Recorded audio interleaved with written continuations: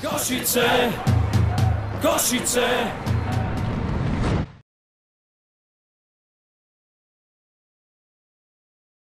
Tréner Maroš Kováček v tom prvom štvrťfinálovom zápase proti Ostrave už nemal k dispozícii ani Plen Pearsonovú, ani Natašu Lejsiovu. Napriek tomu maximálna spokojnosť s výkonom ostatných zverenky.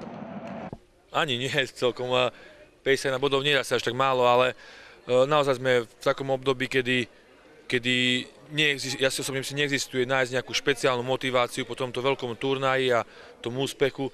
Skôr sme v tej fáze, že necháme tie dievčatá trošku aj v tom zápase psychicky oddychovať, aj zajtra to nejakým spôsobom nebudeme vôbec na nich tlačiť.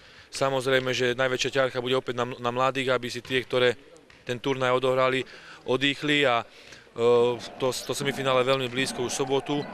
Takže ja verím, že dovtedy si trošku oddychneme a znova budeme pripravení bojovať v tom semifinále. Dve výrazné postavy z týmu odchádzajú do tých ďalších bojov. Asi to bude citeľná strata, ktorú bude treba ale nahradiť.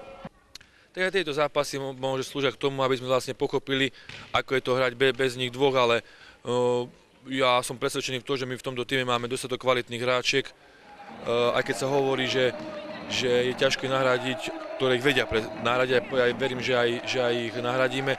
Samozrejme, budeme sa trošku do začiatku hľadať a tie hráčky najmä na ihrisku, lebo keď vám odídu také dve opory, tak je to citeľné, ale ako hovorím, určite sa nájdeme a ja verím, že aj tí ostatní hráči, ktorí dostanú minutáž, ktorým sa minutáž zvýši, že potvrdia to, že vlastne to, že nehrávali až toľko veľa, bola len taká zhoda okolností, ale len kvôli tomu, že vlastne boli tu skúsenejšie hráčky, takže asi tak.